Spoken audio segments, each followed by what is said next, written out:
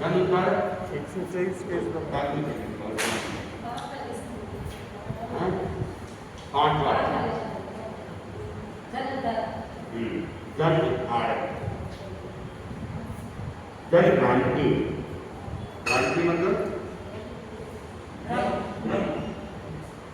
स्वामी विवेकानंद का मूल लक्ष्य आत्मोद्धार था, परंतु जनोद्धार को भी ये बड़ा महत्वपूर्ण कार्य मानते हैं। उनके विचार से जो आत्मोद्धार का ही अंग था। संयम, स्वाध्याय, ध्यान और तपस्चरण आदि के आत्मोद्धार के मार्ग पर वे निरंतर अग्रसर थे।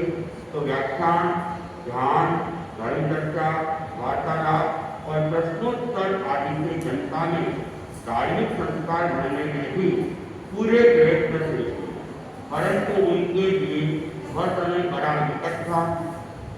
उनका प्रत्येक कार्य बाधा और विरोधों से घिरा हुआ था। वे जहाँ भी पहुँचे वहाँ उन्हें विरोध का एक दावानंद सुरक्षा वाले था। आचार्य रघुनाथ जी और उनके अनुयायियों ने उनके मार्ग में पग पग पर कांटे दिखा देने में कोई कसर नहीं रखी। प्रत्येक गांव उनके विरुद्ध किसी न किसी षड्यंत्र में संलग्न हो गया। उनके प्रति जनमानस में घृणा बढ़ाने के लिए अनेक प्रकार की अनर्गल बातें फटाई गई। कोई उन्हें निर्णव करार कहता तो कोई गोशालक और जमाने से उनकी तुलना करता। कोई कहता उन्होंने देव, गुरु और धर्म को उठा दिया है, ये दान और दया के घोर विरोधी है। ये जीव को मारने में एक पाप और बचाने में 18 पाप बताते हैं आदि। तो भ्रांतियाँ फैला दी गई। और स्वामी जी का मूल लक्ष्य तो था कि मुझे अपनी आत्मा का उद्धार करना है, लेकिन साथ साथ में वे जन उद्धार को भी बड़ा महत्वपूर्ण मानते थे। और आत्मोद्धार की ओर उनका जो लक्ष्य था उसके लिए संयमपूर्ण जीवन, स्वाध्याय, ध्यान और तपस्या आदि में लगे हुए थे। इससे उनका आत्मोद्धार का जो मार्ग है वो निरंतर आगे बढ़ता रहा। और दूसरी तरफ जनोद्धार के लिए उन्होंने क्या किया, व्याख्यान दिया, ध्यान किया, धर्म चर्चा की, वार्तालाप किए, प्रश्नोत्तर आदि किए और जनता के अंदर धार्मिक संस्कार बढ़ने का प्रयत्न किया। लेकिन उनका वो जो समय था बड़ा विकट समय था और रघुनाथ जी और रघुनाथ जी के अनुयायी लोगों के अंदर भ्रांत धारणाएं फैलाते जा रहे थे। जैसे केंद्रवासियों ने भ्रांत धारणाएं भी फैलाई और षड्यंत्र भी रखे। तो वैसे ही षड्यंत्र अनेक रूप के षड्यंत्र रचने लगे और उनके बारे में ये कहने लगे कि ये तो दान दया को मानते नहीं है और जीव को मानने में तो एक बात मानते हैं और बचाने में 18 बात मानते हैं। तो इस प्रकार की भी भ्रांतियां उनके मन में फैलाई गई कि देव, गुरु, धर्म को तो उन्होंने एकदम से उठाई दिया है और साथ साथ में ये क्या है, निर्णव जो तीर्थंकरों के समय में जो अलग हो गए थे इसलिए मठ को लेकर वगैरह, तो इनको भी निर्णव को भी कहा गया, गोशालक से और जमाने से भी उपमित किया गया। स्वामी जी पर लगाए गए आरोप तो फिर सहस्त्र बार दोहराए गए थे, अतः उनसे जन साधारण का ज्ञान हो जाना कोई आश्चर्य की बात नहीं है। स्वामी जी के प्रति घृणा का वातावरण बनाने के उक्त प्रयास की तुलना दयाचार्य ने आगम मनवाने के प्रयास से की है। उसने अपने पुत्रों के मन में साधुओं के प्रति घृणा करने की अत्यंत शीघ्रता के साथ चेष्टा की, परंतु उसका वह प्रयास पूर्णतः असफल रहा। वे कहने लगे, बब्बू बिड़काया उत्तम हुई, साधारण में चूक बताए, जो भिक्षु जो बिड़का लिया वो ही लियो न्याय। तो उन्होंने स्वामी जी के प्रति किया हजारों हजारों बार उनको दोहराया कि हरेक कार्य को, और जब साधारण को भ्रांत भी किया था और स्वामी जी के प्रति घृणा का वातावरण बनाने का भी प्रयत्न किया था। और दयाचार्य उनके आगमों में ग्रहणित भृगु पुरोहित के जैसे भृगु पुरोहित ने प्रयास किया था अपने बेटों को भटकाया था कि जैन संत ऐसे होते हैं वैसे होते हैं इस तरह करते हैं, अनेक तरह के दोष उनके अंदर जैन साधुओं के अंदर बता दिए थे और उनके मन में घृणा पैदा करती थी तो उनको देख लो तो उनको दूर से भाग जाना, उनके पास में मत जाना, उनकी बात को सुनना ही ना। तो इस प्रकार जैसे भृगु पुरोहित की तरह ये लोग भी आचार्य भिक्षु के प्रति लोगों को क्या कर रहे थे, भड़काया करते थे और जयाचार्य ने उसके लिए पट्टी का निर्माण किया जाता है। बब्बू बिकाया उत्साह नहीं, जैसे बब्बू ने अपने पुत्रों को भड़काया था, साधा ने झूठ बताया, साधो ने दोष को बताकर, झूठ मतलब दोष को बताकर जो भिक्षु को भिखाया वैसे ही भिक्षु से बताकर कोई वीडियो न्याय, वैसे ही ये उनका लोग का न्याय था, निराशा के साथ जनता में प्राय गटरी प्रवाह चलता है। गटरी प्रवाह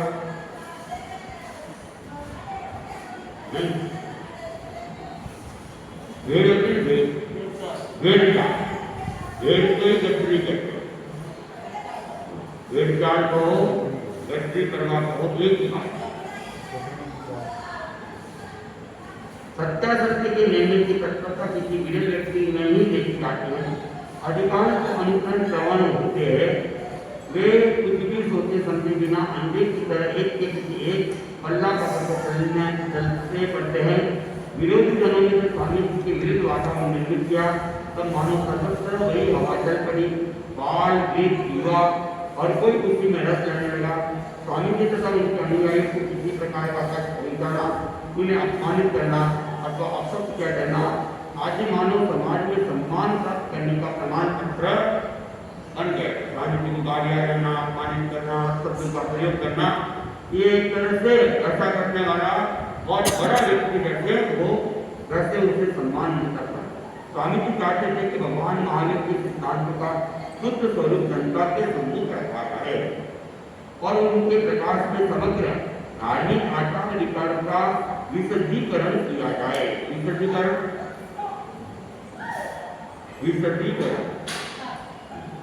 विस्तार। किंतु उस समय जनता की मानसिक स्थिति स्वामी जी के विचार को सुनने और उसको मनन करने के अनुकूल नहीं थी। विरोधियों के प्रचार में स्वामी जी के विरुद्ध प्रेरणा के बाद इतने शीघ्र उबार दिए कि साधारण कोई उनके पास आता ही नहीं था। कभी कोई आता भी तो सबसे जिज्ञासु होकर नहीं, किंतु स्वामी जी को कुछ अवज्ञापूर्ण सब सुना अपने मन की भड़ास निकालने के लिए।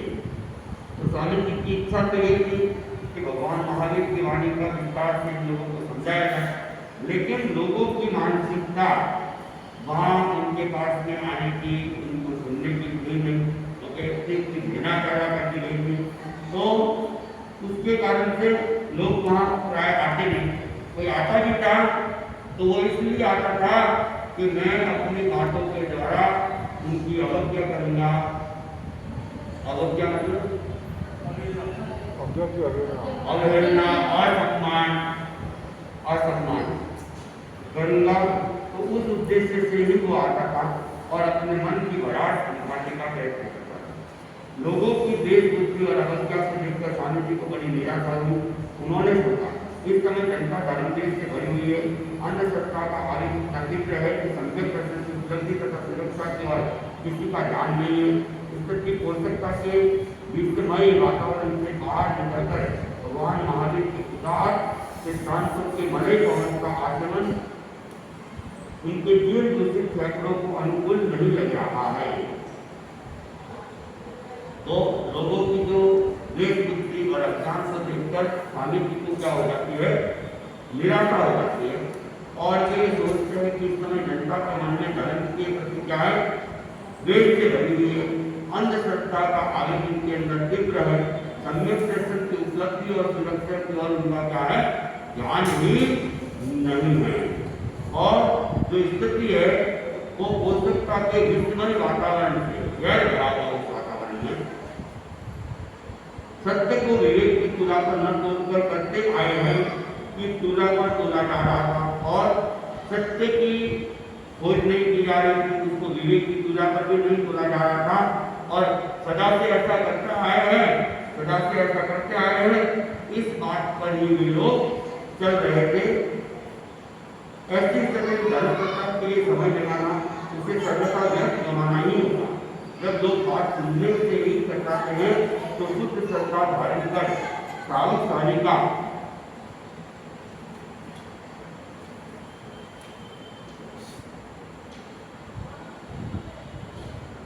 बनने तथा चारित्र धारण कर साधु साधु बनने की बात को बहुत दूर की है। धर्म प्रचार संभव नहीं है। तब मुझे उस ओर से ध्यान हटाकर सर्व भाव से आत्म कल्याण पर ही अपने आप को केंद्रित कर जाना चाहिए। उक्त निर्णय के पश्चात उन्होंने अपनी शक्ति के संपूर्ण प्रवाह को स्व कल्याण की ओर मोड़ दिया। तो लोगों का आवागमन नहीं देखा तो उन्होंने देखा ऐसी स्थिति में धर्म प्रचार होना संभव नहीं और लोग सुनने से कतराते हैं। तो वैसी स्थिति में शुद्ध श्रद्धा को धारण करना या शुद्ध चारित्र को ग्रहण करना, ये सब होना भी मुश्किल लगता है। ऐसी स्थिति में मुझे अपने समय को क्या करना चाहिए? आत्म कल्याण के रूप में नियोजित कर लेना चाहिए। पूर्ण रूप से आत्म कल्याण में मुझे अपने समय को लगाना चाहिए। लोम हर्षक तपस्या, लोम हर्षक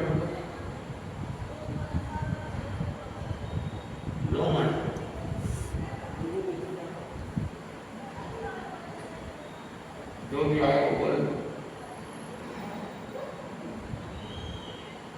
लोम हर्षक मतलब बहुत ही कठिन तपस्या, बहुत कठिन तपस्या। स्वामी जी के जीवन में वे क्षण अत्यंत दुविधापूर्ण थे।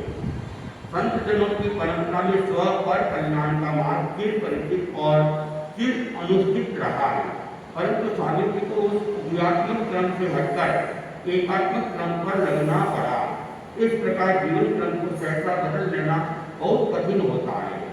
तो स्वामी जी के लिए जो ये स्थिति थी, दुविधापूर्ण की स्थिति थी और क्योंकि संत जन जो है स्व कल्याण और उसके साथ में पर कल्याण, अपना भी और दूसरों का भी, और ये चीज अनुचित भी रहा है, मतलब स्थापित रहा है।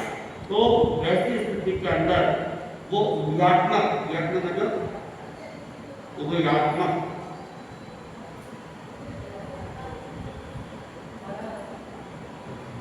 उभयात्मक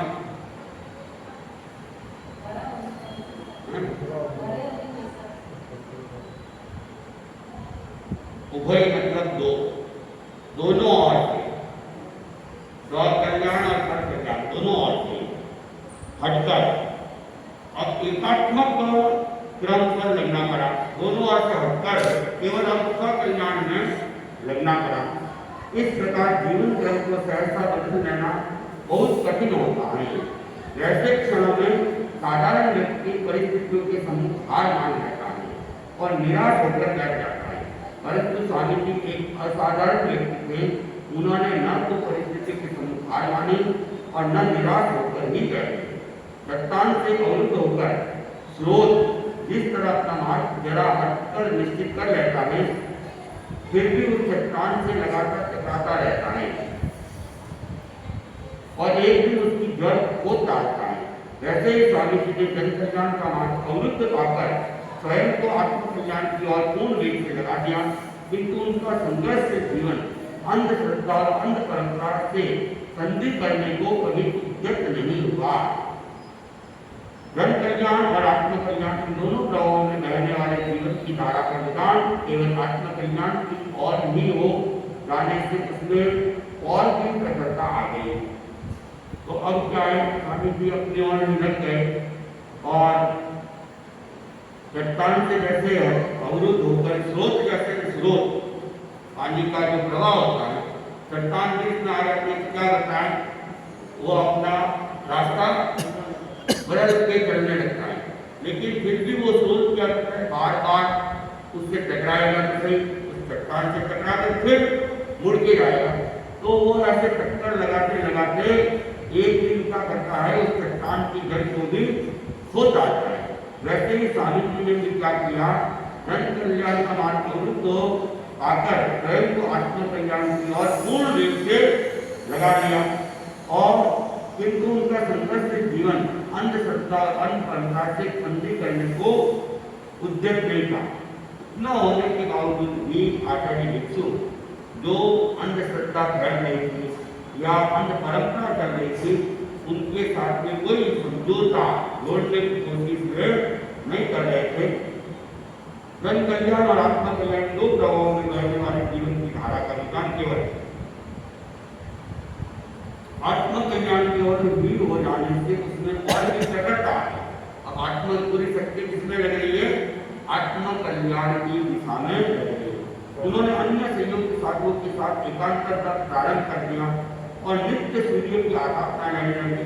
24 उपवास, ग्रीष्म ऋतु के दिन, मरु प्रदेश की दुष्टा डालने वाली लू के झोंके और अंगारे जैसी उत्तप्त वन्य धूलि, इन सबको मन की घटना में समन्वित करके तो स्वामी जी और उनके साथी साधुओं की उस तपस्या को समझने का प्रयास किया जाता है तो रोमांच होने लगता है। उनकी रोमहर्षक तपस्या इस बात का स्पष्ट संकेत करती है कि उसमें आत्म कल्याण की कितनी उत्कट भावना है। तो आचार्य भिक्षु ने अपने साधुओं के साथ क्या किया? एकांतर तक चालू कर दिया। तो साथ साथ में सूर्य की आराधना रहते थे और उपवास रहते थे, 24 उपवास भी करते थे।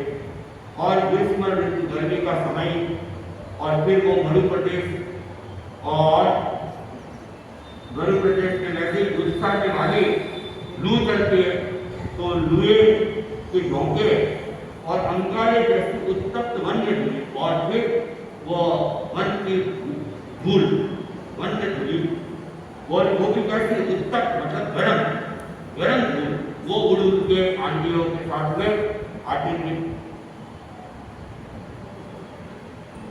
तो ऐसी कठोर लोमहर्षक तपस्या इस बात का संकेत है कि उनकी आत्म कल्याण के प्रति उत्कट भावना कितनी तीव्र थी। काटने के लिए साधु की सहित सभी साधु गांव से यथाप्राप्त आहार पानी लेकर जंगल में चले जाते। किसी वृक्ष की छाया में शाश्वत स्थान देखकर आहार पानी को वहां रख देते और फिर आटापना रहने के लिए अंगारों से भरे अंगीठी की तरह भटकती हुई मिट्टी धरती पर लेट जाते। आटापना के साथ साथ घाट और स्वाध्याय का कार्य भी चलता रहता। उस कार्य से निवृत्त होने के पश्चात दिन भर जंगल में ही रहते और वहीं गांव से लाया हुआ आहार पानी ग्रहण करते। सायंकाल होने पर वापस गांव में आ जाया करते। धन संपत्ति के लिए प्राय सभी सूत्र उन्होंने स्वयं विकसित कर दिए। तपस्या के द्वारा अपने आप को अधिकाधिक कष्ट रहना ही उनका उस समय ध्येय हो गया। तो अब क्या इतनी तीव्र तपस्या में लगे रहते तो कहाँ थे? गांव के अंदर ही गए, लेकिन काटने के दिन गोची करके आ जाते। आने के बाद में गरम धूल के ऊपर वो नदी थी तो प्राय सूखी रहती है गर्मियों में तो उस नदी की धूल के अंदर ही लेट जाते थे। तो ऊपर से सूर्य की ताप और नीचे से वो तपी हुई गर्म है। तो इस प्रकार इसके अंदर ये कठोर एक तरह से तपस्या में लगे हुए थे। और फिर वे जब आतापना वगैरह रहते, आतापना के साथ ध्यान भी करते, स्वाध्याय भी करते और उसके बाद में जो लाया हुआ आहार पानी था वो आहार पानी ग्रहण करते। तब तक तो वो क्या हो जाता था? ठंडा भी हो जाता था। तो उस आहार पानी को ग्रहण करते और शाम के समय वे कहाँ चले जाते थे? वापिस गांव में चले जाते थे। किसी वृक्ष की छाया में प्रासिक स्थान देख गया। प्रासिक मतलब शुद्ध कल्पना, प्रासिक आहार पानी, प्रासिक स्थान, शुद्ध आहार पानी, शुद्ध स्थान।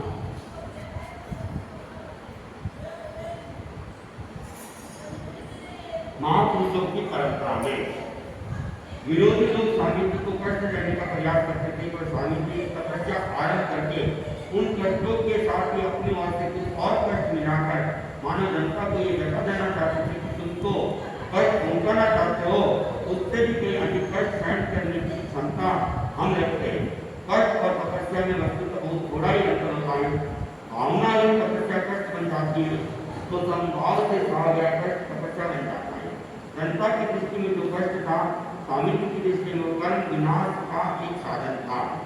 इसलिए उन्होंने प्रत्येक कष्ट के सामने अपने आप को पूर्ण रूप से उपस्थित किया और पूर्ण शक्ति के साथ उनका सामना किया। उन्होंने कष्ट भोग को दैन्य के प्रतीक से उठाकर वीरत्व के सिंहासन पर लाभ पाया। तो विरोधी लोग तो क्या कर रहे थे, कष्ट दे ही रहे थे, लेकिन आचार्य भिक्षु उन कष्टों के साथ स्वयं भी चाहे तपस्या इत्यादि के द्वारा कष्टों को और झेल कर ले रहे थे। और कष्ट और तपस्या में थोड़ा ही अंतर है। जो भावनाहीन तपस्या है वह तो है कष्ट का कारण, और जो भावनाओं से की जाती है तो उस तपस्या के अंदर उन्हें कष्ट की अनुभूति नहीं होती है। वे उसमें भी समभाव को खोज रहते हैं और समभाव के साथ उन कष्टों को सहन कर लेते हैं। तो स्वामी जी भी उसको क्या तपस्या को, कष्टों को झेलना क्या मान रहे थे, कर्म निद्रा का, कर्म विनाश का एक साधन ही मान रहे थे। और उस साधन को अपनाने में, उन कष्टों को अपनाने में वे अपने आप को पूर्ण रूप से उन्होंने क्या कर दिया था, समर्पित कर दिया था। और कष्ट भोग को उन्होंने दैन्य के प्रतीक से उठाकर, दैन्य मतलब दैन्य दैन्य दैन्य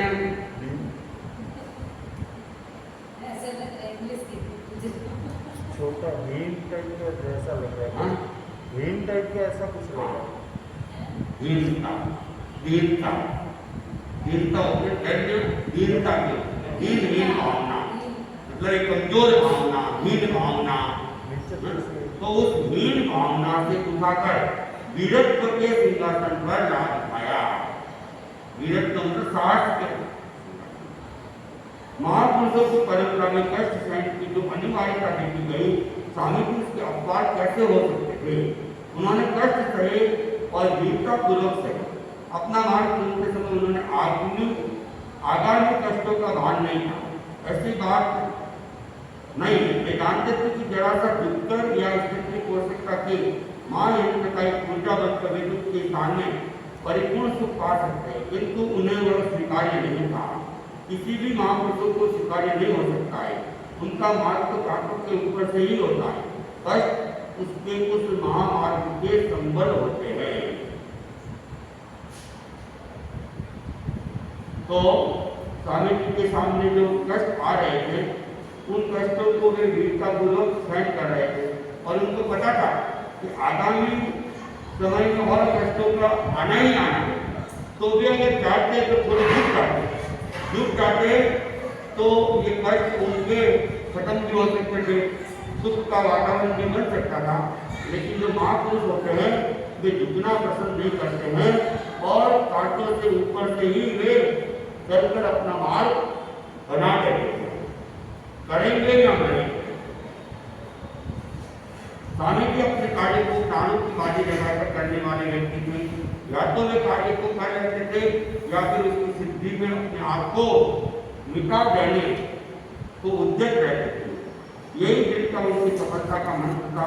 अपने कष्टमय जीवन और उसके पश्चात मिली आशातीत सफलता का उल्लेख करते हुए उन्होंने मुनि हेमराज जी को अपने संस्मरण सुनाते समय जो कुछ कहा वो उनकी दृढ़ता को सिद्ध करता है, उनके प्रेरक शब्द इस प्रकार। तो स्वामी जी जो थे उनके कार्य को क्या है, प्राणों की बाजी लगाकर करने वाले व्यक्ति थे। चाहे प्राण चले जाए तो अपना कार्य उसमें वे पीछे हटने वाले नहीं थे। वे कार्य को कर लेते थे और फिर उसकी सिद्धि में अपने आप को मिटा भी देते। दृढ़ता उसकी सफलता का मंत्र था। उनकी सफलता का मंत्र क्या था? दृढ़ता। इसका मतलब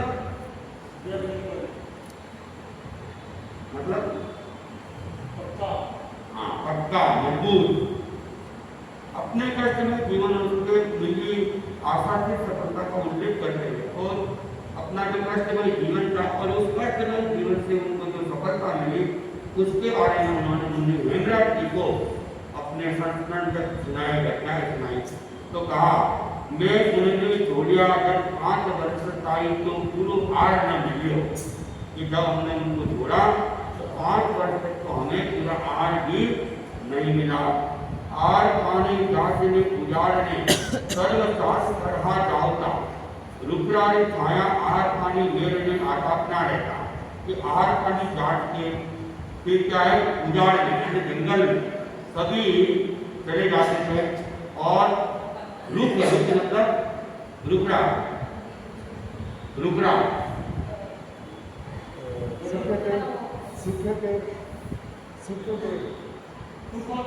पेड़ों की छाया रुकरा मतलब पेड़ पेड़ों को राजस्थानी भाषा में रुकरा ही कहते हैं। मारवाड़ी नहीं वो शब्द ही था पेड़ों के रुके रहते कोई छाया नहीं होती समझे ना। रुकरा कहते हैं मारवाड़ी में पेड़ों को चाहे वो फला फूला हो चाहे सूखा हो। रुकरा में छाया आठ पानी मिल इस आठ पानी को रुकड़ों की छाया के अंदर रखकर आटापना है आठन राम आठन मतलब अचार शाम का आठन मतलब शाम दिन भर के देर बने आठन राम पाचा गांव में आता कि शाम को वापिस गांव में आते फिर ऋषिकेश भोगवता इस प्रकार हम कष्ट को भोगते थे। कल काटता मैं या न जानता मारो मारक जमसे और हम लोग ये भी जानते थे कि हमारा ये जो मार्ग है वो बनेगा स्थिर होगा। मैं यूं शिक्षा लेती और हमारे लिए कोई शिक्षा लेंगे ऐसी भी हमें कल्पना नहीं थी।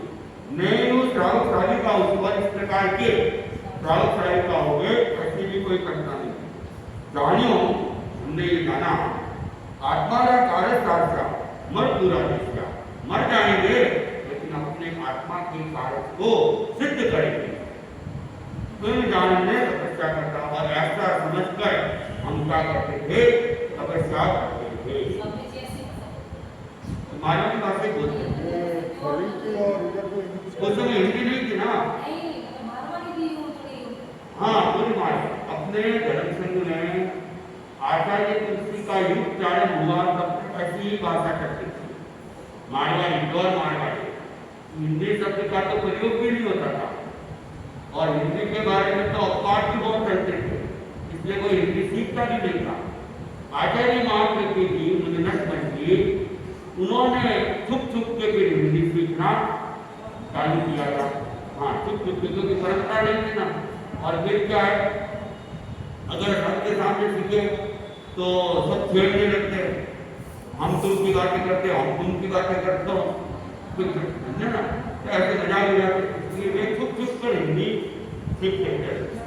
तो बाद में कभी कोई जरूरत पड़ी तब उनको प्रकट किया कि मुझे हिंदी आती है फिर हिंदी में भाषण भी किया हिंदी के साथ लेख भी लिखा था।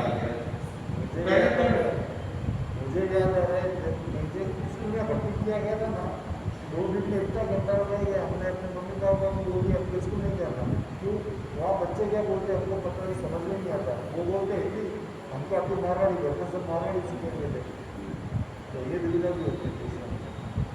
स्वामी जी ने उपयुक्त कथन में वैसे इस भाषा में मिठास भी लगता है और मिठास के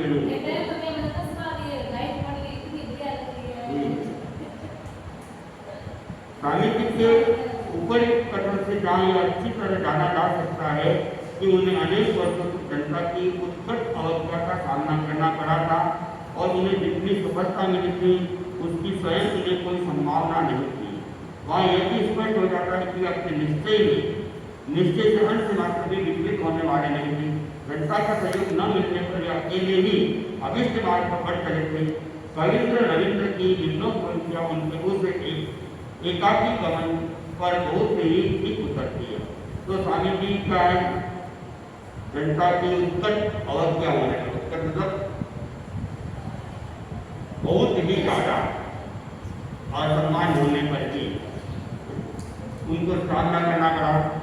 सफलता नहीं उन्हें जितनी सफलता मिलती थी उसकी स्वयं उन्हें कोई संभावना भी नहीं लगती थी और वे मात्र एक अकेले ही अभिष्ट उनका अकेले चलना ही उनका एक अभिष्ट मार्ग हो गया।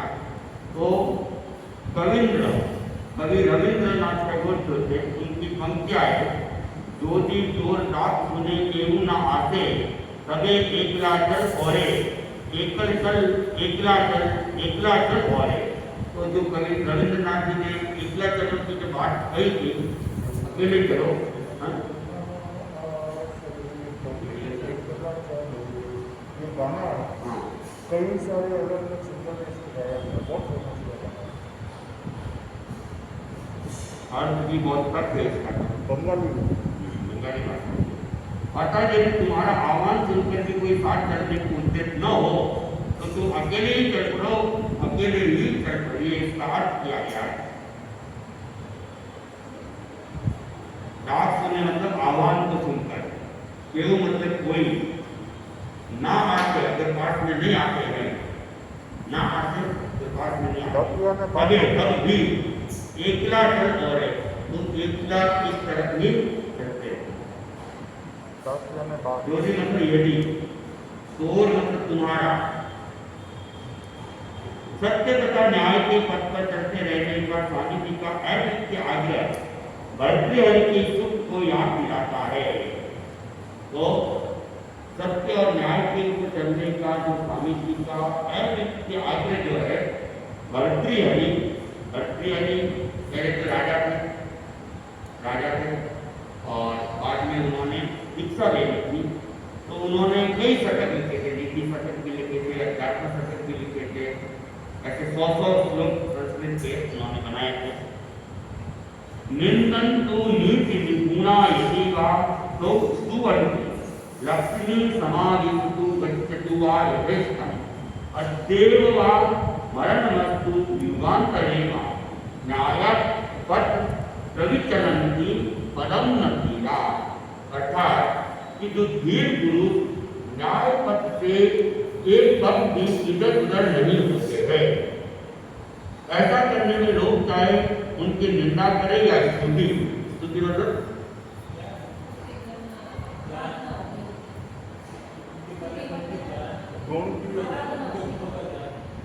स्तुति का यहाँ अर्थ किया गया है प्रशंसा, निंदा या प्रशंसा, स्तुति करना, गुणगान गाना। स्तुति का मतलब क्या है? गुणगान गाना या प्रशंसा करना। संपत्ति ठहरे या जाए, मृत्यु चाहे आज ही आ जाए या युगों के बाद, वे उसकी कोई परवाह नहीं करते हैं। कौन परवाह नहीं करते? वीर पुरुष नहीं करते। आत्मा का कार्य शास्त्र मत पूरा जैसा स्वामी जी की ये सब कार्य साध्यम देयम पाते करेंगे या मरेंगे। तो कार्य साध्य, कार्य या तो सदेगा, कार्य साध्य या तो कार्य सदेगा, या देह का पतन हो जाएगा, देह का विनाश, शरीर का विनाश हो जाएगा, या तो कार्य सिद्ध हो जाएगा या देह का विनाश हो जाएगा। करेंगे या मरेंगे। कि भारतीय ऋषि मानस के उद्भुत शास्त्र प्रतिज्ञा को एक बार फिर से दूरा देने वाले थे। दूरा देने गाय को दूध दे मतलब रिविजन करना, पुनरावर्तन करना, रिपीट कर देना, दूरा नहीं दोहराना। उनकी वो अपराधिक प्रतिज्ञा ही उनके जीवन सूत्र के संचालक थे। अपराधिक बिना हार माने, अजीब अजीब। इतना ही रखिए, प्रश्न पूछ लेंगे। आज कितने तारीख है? 25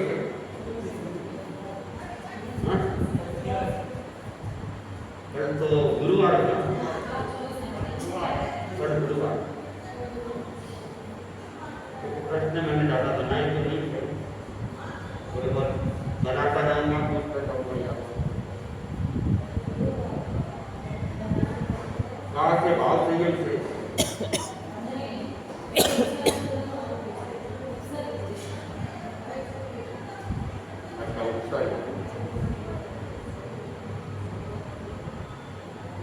शाम में जब भारत जी को कुंडली में निकल लिया था तब वे कितने वर्ष के थे? 14 वर्ष।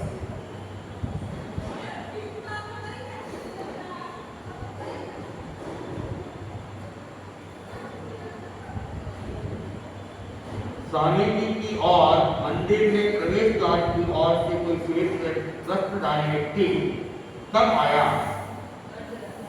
अर्धरात्रि।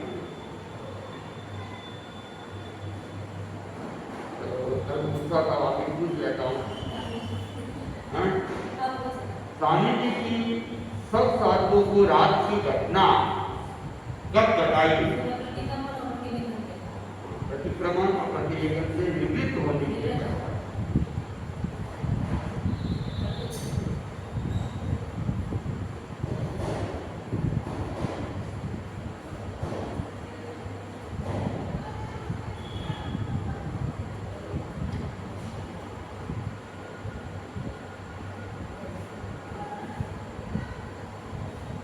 प्रातःकाल परिणाम देखने के लिए कौन उत्सुक थे? लोग जो उनके कौन से लोग? हाँ, जिन्होंने दुर्गी संधि के आधार पर स्थान बताया था वे प्रातःकाल उत्सुक थे। क्या बताया?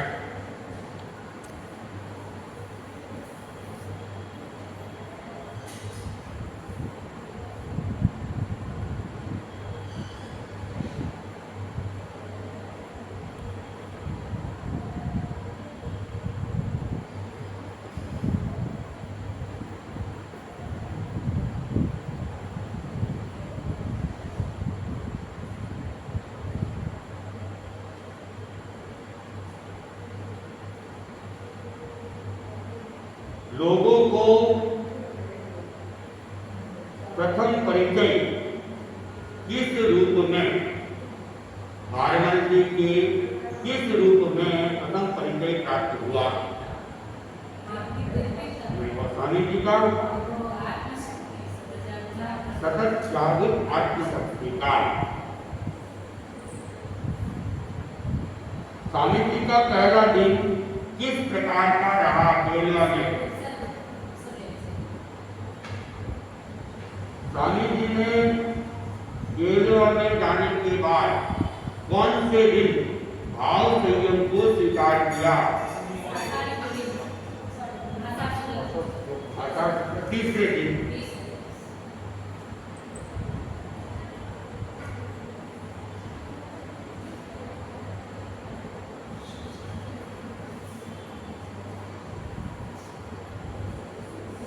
स्वामी जी आपकी सभी संतों के देने की तपस्या थी, ये लोगों में क्या था?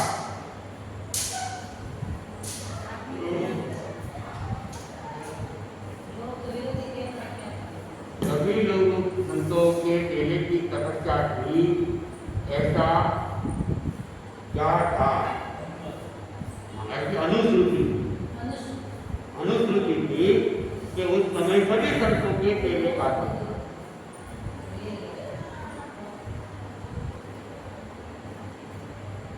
स्वामी जी ने सामायिक सूत्र को कौन से स्वर में उच्चारित किया?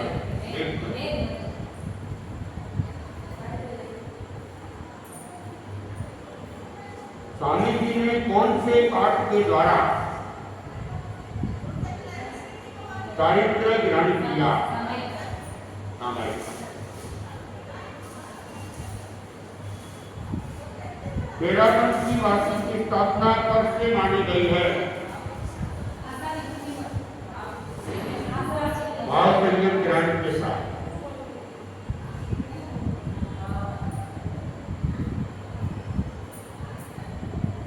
युग पुरोहित स्वामी जी ने युग का प्रारंभ करने के लिए जो दिन चुना वो जैनागम संवत कौन सा दिन था? जैनागम संवत कौन सा दिन था?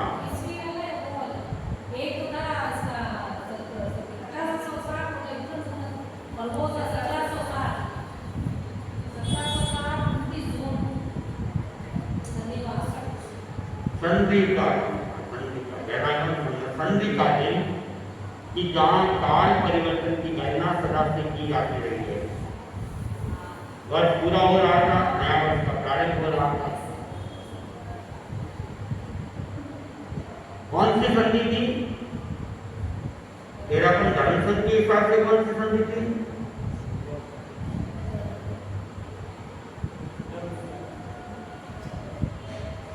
द्रव्य संयम और भाव संयम की संधि का दिन हो गया।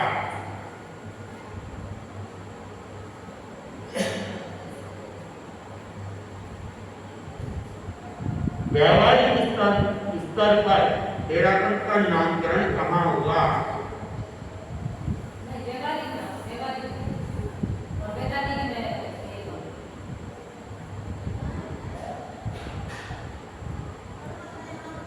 बेलगांव में हुआ, जोधपुर में हुआ। व्यावहारिक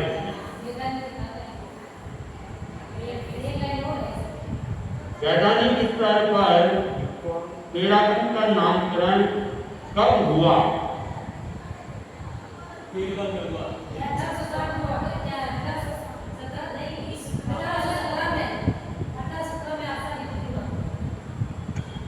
वैधानिक स्तर पर जब स्वामी जी ने उसे अपनी व्याख्या के साथ स्वीकार किया था, जहाँ तक कि उन्होंने सुना था कि वहाँ ऐसी घटना हुई है और वो सेवा हो रहा है,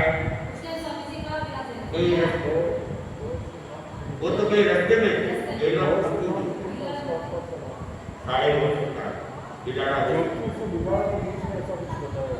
नहीं करती हो। जो जब वो बाहर हवा में फैलती करते उनके उस तक पहुंची, तब वे तत्काल पाठ से नीचे बैठते वंदन मुद्रा में भगवान को वंदना करते हैं और फिर कहते हे प्रभु ये तेरा है, ये प्रभु ये तुम्हारा है। फिर काट के ये तेरा नियम वाली बात को उन्होंने बाद में डाली। तो ये वैधानिक स्तर पर तब लागू हुआ था। उसके पश्चात क्रियान्वयन के स्तर पर क्रियान्वयन में जगह जब उन्होंने भाव दीक्षा स्वीकार की, तब वे कौन थे? ये तेरापन की परंपरा के साथ है। तो उनकी भाव दीक्षा और इस नाम की क्रियान्वयन तब होती, तीन चीजें होती, व्यावहारिक, वैधानिक, क्रियान्वयन। हाँ, ये शाम का जो समय था ना 7:30 बजे, वो तो इंडियन टाइम, स्टैंडर्ड टाइम जिसे कहते हैं। और अपनी पुरानी जो गणना होती थी घटी पर विकल्प के आधार पर होती है, जैसे कि घंटा मिनट सेकंड के आधार पर होती है, वैसे प्राचीन गणनाएं घंटा मिनट सेकंड के ऊपर नहीं होती थी, घड़ी पर और विकल्प। तो घड़ी एक घड़ी के अंदर 24 मिनट, 2 घड़ी 48 मिनट, 2.5 घड़ी का 1 घंटा, 24 घंटे के अंदर 60 घड़ी, 60 घड़ी आता ना, 7 घड़ी काम की, 2 घड़ी नाम की, तो वो 60 घड़ी का एक दिन होता है। तो वो जो कोई स्टार बना उसका स्टार, कुंडली वगैरह बनाते थे, स्टार वगैरह सूर्य काटते हैं, तो एक स्टार में उस समय वो सूर्योदय से चालू करेंगे।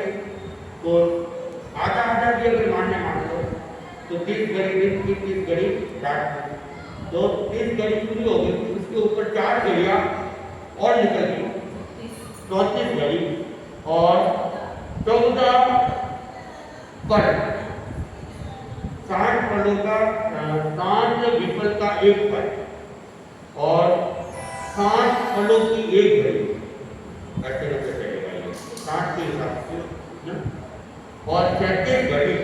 तो ऐसे अपन ऐसे घंटा मिनट और सेकंड समझ, घंटा मिनट और सेकंड समझ।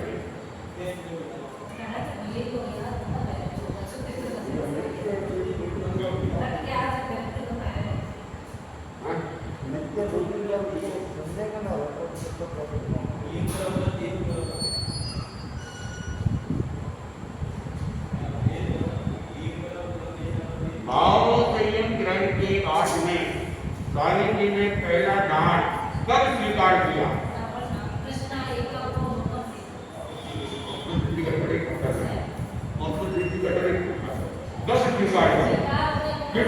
क्यों? सावन कृष्ण एक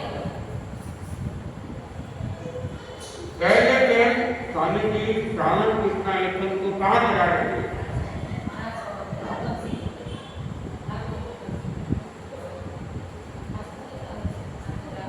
प्रसन्न होकर उनके साथ में रसोई घर से कौन गए थे?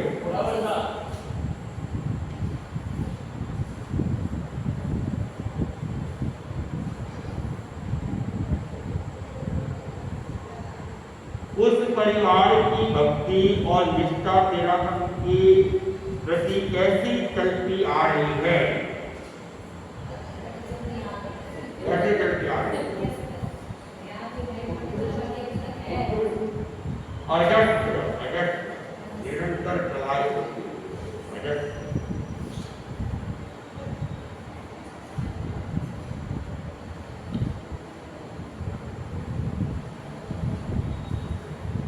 छोटी बाई को उन्होंने कौन सा गांव दिया था? गैरिंगपुरा।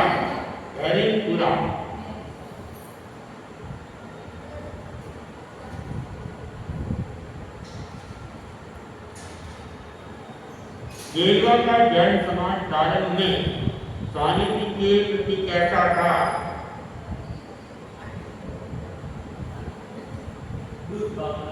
कट्टर विरोधी था।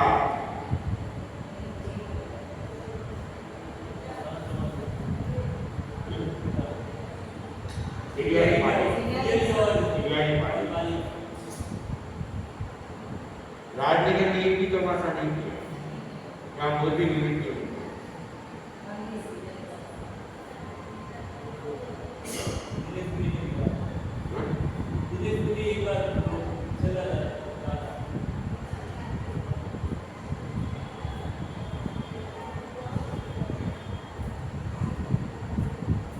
सर्वप्रथम किसने गुरु धारणा की थी?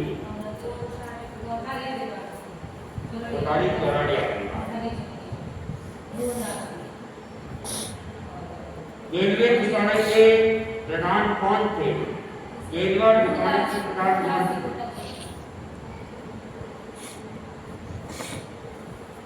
सुप्रसिद्ध राव सोप जी के छोटे दादा और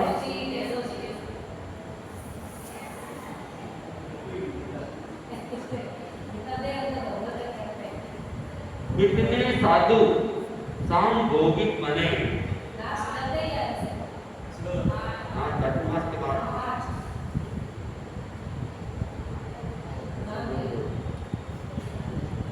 संघ से पृथक कौन हो गए?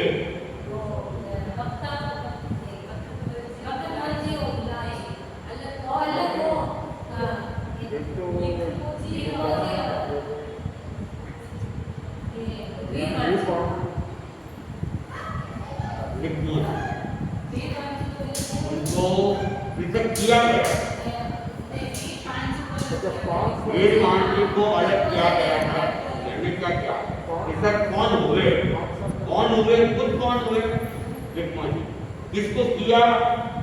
वेदवान। हाँ भाई चलो ठीक है। ओ आज तो उत्तर चला गया है। हाँ भाई